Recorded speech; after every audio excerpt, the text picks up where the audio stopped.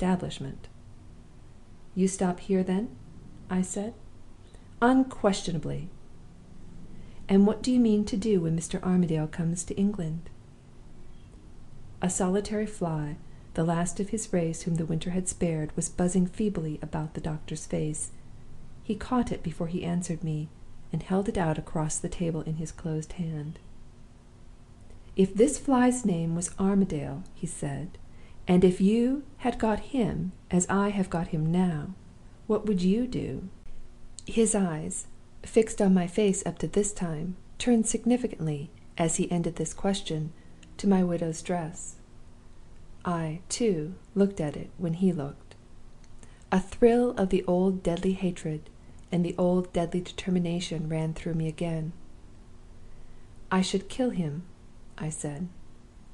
The doctor started to his feet, with the fly still in his hand, and looked at me, a little too theatrically, with an expression of the utmost horror. "Kill him!" repeated the doctor, in a paroxysm of virtuous alarm. "Violence, murderous violence, in my sanitarium! You take my breath away!" I caught his eye while he was expressing himself in this elaborately indignant manner, scrutinizing me with a searching curiosity which was, to say the least of it, a little at variance with the vehemence of his language and the warmth of his tone. He laughed uneasily when our eyes met, and recovered his smoothly confidential manner in the instant that elapsed before he spoke again. "I beg 1,000 pardons," he said. "I ought to have known better than to take a lady too literally at her word. Permit me to remind you, however, that the circumstances are too serious for anything in the nature of, let us say, an exaggeration or a joke. You shall hear what I propose without further preface." He paused, and resumed his figurative use of the fly imprisoned in his hand. "Here is Mr. Armadale. I can let him out or keep him in, just as I please, and he knows it. I say to him," continued the doctor, facetiously addressing the fly, "'Give me proper security, Mr. Armadale, that no proceedings of any sort shall be taken against either this lady or myself, and I will let you out of the hollow of my hand. Refuse, and, be the risk what it may, I will keep you in.' Can you doubt, my dear madam, what Mr. Armadale's answer is, sooner or later, certain to be? Can you doubt," said the doctor, suiting the action to the word and letting the fly go, "that it will end to the entire satisfaction of all parties in this way?" "I won't say at present," I answered, "whether I doubt or not. Let me make sure that I understand you first. You propose, if I am not mistaken, to shut the doors of this place on Mr. Armadale, and not to let him out again until he has agreed to the terms which it is our interest to impose on him. May I ask, in that case, how you mean to make him walk into the trap that you have set for him here?" "I propose," said the doctor, with his hand on the railway guide, "ascertaining first at what time during every evening of this month the tidal trains from Dover and Folkestone reach London Bridge terminus; and I propose, next, posting a person whom Mr. Armadale knows, and whom you and I can trust, to wait the arrival of the trains, and to meet our man at the moment when he steps out of the railway carriage."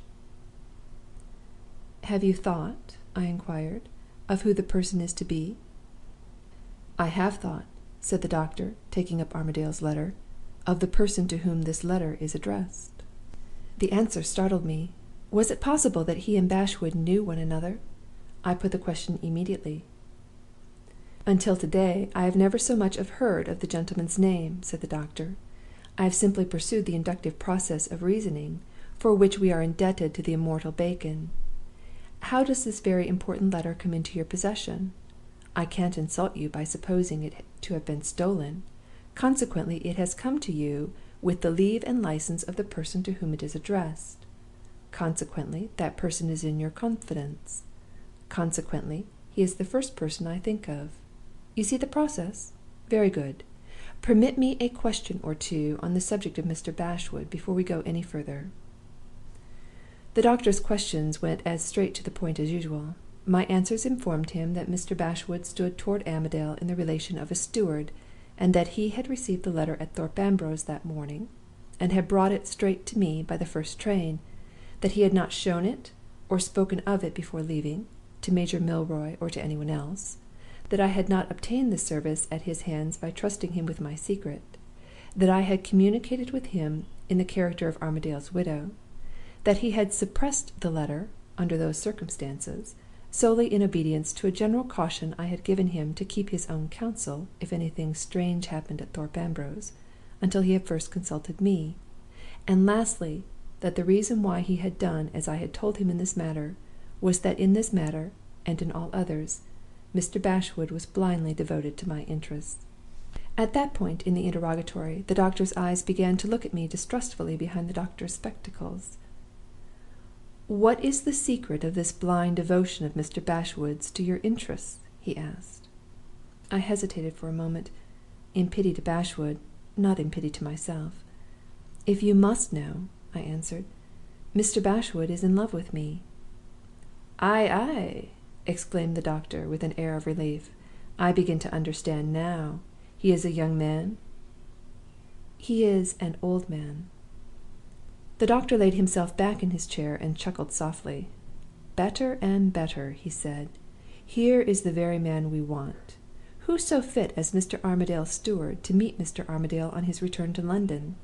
And who so capable of influencing Mr. Bashwood in the proper way as the charming object of Mr. Bashwood's admiration?"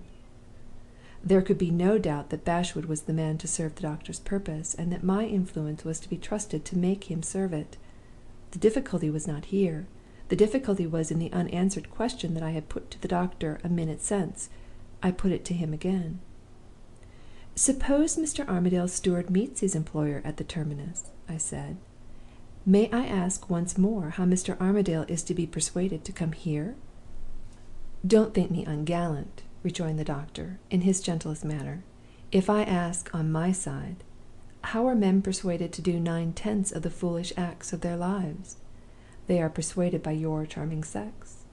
The weak side of every man is the woman side of him. We have only to discover the woman side of Mr. Armadale, to tickle him on it gently, and to lead him our way with a silken string. I observe here," pursued the doctor, opening Armadale's letter, "a reference to a certain young lady who looks promising. Where is the note that Mr. Armadale speaks of as addressed to Miss Milroy?" Instead of answering him, I started, in a sudden burst of excitement, to my feet. The instant he mentioned Miss Milroy's name, all that I had heard from Bashwood of her illness, of the cause of it, rushed back into my memory. I saw the means of decoying Armadale into the sanitarium as plainly as I saw the doctor on the other side of the table, wondering at the extraordinary change in me. What a luxury it was to make Miss Milroy serve my interests at last! "Never mind the note," I said. "It's burned, for fear of accidents. I can tell you all, and more, that the note could have told you. Miss Milroy cuts the knot. Miss Milroy ends the difficulty. She is privately engaged to him. She has heard the false report of his death, and she has been seriously ill at Thorpe Ambrose ever since. When Bashwood meets him at the station, the very first question he is certain to ask—" "I see," exclaimed the doctor, anticipating me.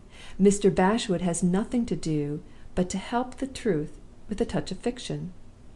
When he tells his master that the false report has reached Miss Milroy, he has only to add that the shock has affected her head, and that she is here under medical care. Perfect! Perfect! We shall have him at the sanitarium as fast as the fastest cab horse in London can bring him to us. And mind, no risk, no necessity for trusting other people. This is not a madhouse. This is not a licensed establishment. No doctor's certificates are necessary here. My dear lady, I congratulate you. I congratulate myself. Permit me to hand you the railway guide, with my best compliments to Mr. Bashwood, and with the page turned down for him as an additional attention to the right place." Remembering how long I had kept Bashwood waiting for me, I took the book at once, and wished the doctor good evening without further ceremony. As he politely opened the door for me, he reverted, without the slightest necessity of doing so, and without a word from me to lead to it, to the outburst of virtuous alarm which had escaped him at the earlier point of our interview. "I do hope," he said, "that you will kindly forget and forgive my extraordinary want of tact and perception when, in short, when I caught the fly. I positively blushed